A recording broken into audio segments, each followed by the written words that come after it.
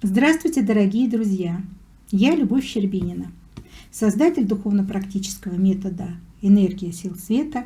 И сегодня я хочу поговорить с вами о дистанционной работе с энергоинформационными частотами Земли и космоса.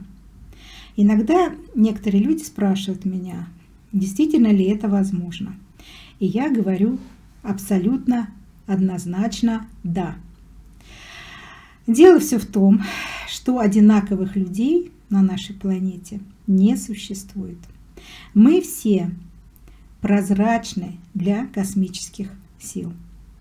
И если у человека есть сонастройка на энергоинформационную частоту, космическую или земную, он может работать с людьми дистанционно. Просто тот человек, который получает его помощь, должен быть предупрежден об этом. Например, если человек хочет получить помощь целителя, не находясь с ним рядом, он может позвонить ему, написать и договориться о времени проведения сеанса. Меня, например, потрясают мои молодые ученики. В свое время, когда я двигалась по пути посвящений, моим наставникам приходилось мне все подробно объяснять, как это работает, чтобы я могла это уяснить и, соответственно, потом этим пользоваться. А новые ученики, молодое поколение, которым сейчас по 20 лет, схватывали эту информацию буквально на лету. Вот я расскажу вам об одной из своих учениц. Вот вчера она, допустим, сонастроилась на космическую частоту, способную облегчать боль, страдания. Сегодня она мне уже звонит и спрашивает: вот как, Любовь Ивановна, я сегодня правильно работала с подругой? Она позвонила мне из фойе театра и сказала, что вот я пришла на интересную постановку, а голова у меня трескается буквально от боли. Ты же у нас стала посвященная девушка, помоги мне, как ты можешь. И моя ученица, говорит, предложила своей подруге закрыть на несколько минут глаза и принять ее помощь. И объясняет: вот я создаю мыслеобраз своей подруги, подхожу к ней с правой стороны и открываю частоту, даю такую просьбу-установку на облегчение боли, на оздоровление, о себе, естественно, на защиту, чтобы не перетягивать проблемы человека постороннего на себя. И буквально через несколько минут подруга перезванивает мне и говорит: вот спасибо, дорогая, мое состояние нормализовалось, и я могу получать удовольствие от спектакля. Вот так наша молодежь сейчас быстро ориентируется в этих энергоинформационных технологиях. А людям прошлого тысячелетия, ну и столетия, конечно, это еще подчас трудно уложить в своей голове. Но однако это реальность. Высшим сутям, которые имеют свои частоты, ну, некоторые называют каналы, это, собственно говоря, одно и то же, им важно знать и имя человека, и его мыслеобраз. И через своего проводника он может помочь абсолютно любому человеку, который попросил его о помощи. Если, конечно, у него есть фотография этого человека или мысленный образ у себя в голове. И это, конечно, потрясающе здорово. Одинаковых людей действительно не существует на нашей планете.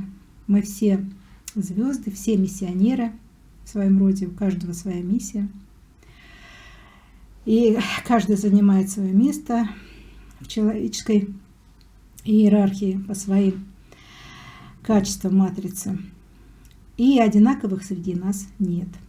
И это, в общем-то, собственно говоря, очень интересно и замечательно. Поэтому будьте совершенно спокойны. Можно получать помощь своих целителей, посвященных, которые работают посредством энергоинформационных частот. и, соответственно, чувствовать себя лучше, потому что эти посвященные люди, они могут не только облегчить боль, состояние, но и энергетически почистить, и много чего. Если в их арсенале есть такие возможности, сонастройки, то они могут делать очень многое. Тут нужно иметь в виду, что когда посвященный человек работает с другим, и тот закрывает глаза, то он получает 100% пользу. А если у человека открытые глаза, то он может получать 50% возможной помощи. Например, в свое время я использовала свои возможности в отношении своих родственников в Сибири. Например, человек спит ночью и получает энергию, и все замечательно. Только тут посвященным людям нужно иметь в виду, что за помощь людям на расстоянии, родные ли это, знакомые, друзья, ему следует, конечно же, благодарить этих сутей за энергию, за помощь и делать пожертвования в энергетический фонд этих сутей. Каким образом делаются эти пожертвования? С помощью нейтральной энергии денег. Можно пожертвовать их на разные благотворительные цели и при этом обязательно проговаривать, что я вот посвященный такой-то, вношу свою лепту, свой вклад за работу той или иной сути, с таким-то человеком, назвать его имя, и сказать, что спасибо за помощь, за работу. Можно высказать какие-то пожелания. Сутям очень нравится получать энергию любви и благодарности, она способствует их развитию. И тогда отношения будут правильные. То есть суть получит свою толику энергии за работу, а посвященный человек выполнит свой долг, потому что существует закон воздаяния космический, который все должны соблюдать. Их соблюдают и космические, в том числе и сути, и магические боги из других космических систем, и эгрегоры.